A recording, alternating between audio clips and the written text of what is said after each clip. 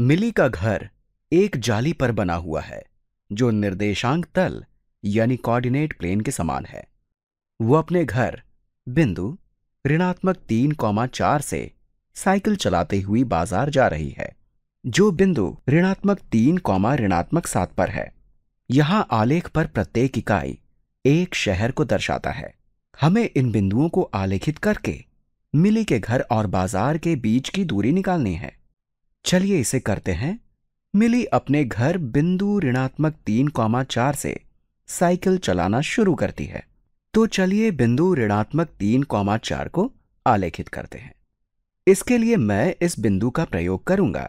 यहां ऋणात्मक 3 x निर्देशांक होगा, इसलिए हम मूल बिंदु से 3 स्थान बाईं तरफ जाएंगे। 1, 2, 3। इससे हम ऋणात्मक 3 पर पहुंच जाएंगे।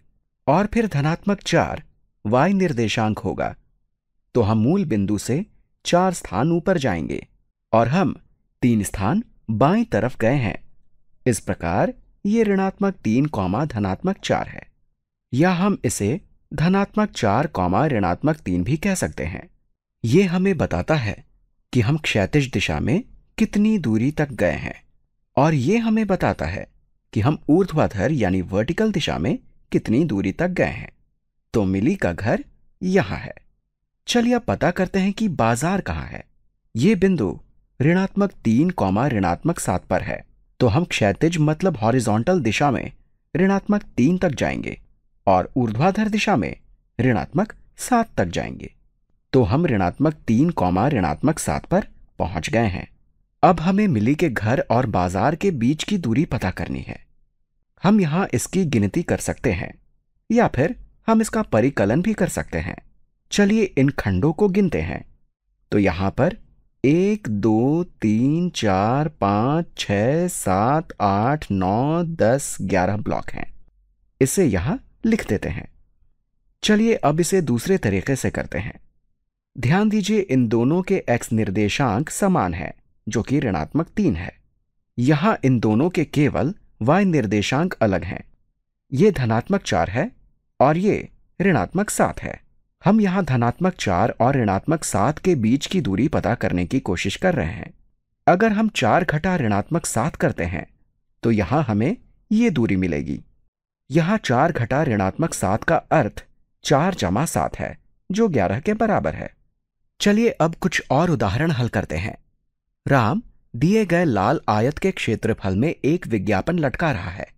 वो नीली रेखा के बीच में एक कील लगाना चाहता है। दूसरे आलेख में उस बिंदु को आलेखित कीजिए जहां वो कील लगाना चाहता है। तो वो इस नीली रेखा के केंद्र में कील लगाना चाहता है। इस नीली रेखा की लंबाई 6 इकाई है और इसका केंद्र ठीक यहां है। ये 3 इकाई दाईं तरफ है और 3 इकाई बाईं तरफ है। तो वो बिंदु x बराबर 0 और y बराबर 4 पर कील लगाना चाहता है, जो कि ये वाला बिंदु है। चलिए अब हम उत्तर की जांच करते हैं। ये सही है। चलिए अब कुछ और उदाहरण हल करते हैं। शहर A और शहर B दोनों एक रेल मार्ग के द्वारा जुड़े हुए हैं, जिनका एक स्टेशन बिंदु ऋणात्मक 1, 3 पर है। रेल की पटरी नीले रंग की है, जिसे हम यहां देख सकते हैं। दिए गए रूट के अनुसार कौन सा शहर स्टेशन के नजदीक है, शहर A या शहर B? हमसे यहां यह नहीं पूछा गया है कि इन दोनों में से कौन से शहर की दूरी स्टेशन से कम है, बल्कि हमसे यह पूछा गया है कि दिए गए रेल मार्ग के अनुसार कौन सा शहर स्टेशन के नजदीक है। हम यहां कुछ इस तरह जाएंगे। अगर हम A से रेल मार्ग के अनुसार जाते हैं तो x अक्ष की दिशा में हम 1, 2, 3, 4, 5, 6 तक जाएंगे और फिर 1, 2, 3, 4, 5 तक y अक्ष की दिशा में जाएंगे। तो हमें कुल 11 इकाई तक जाना पड़ेगा।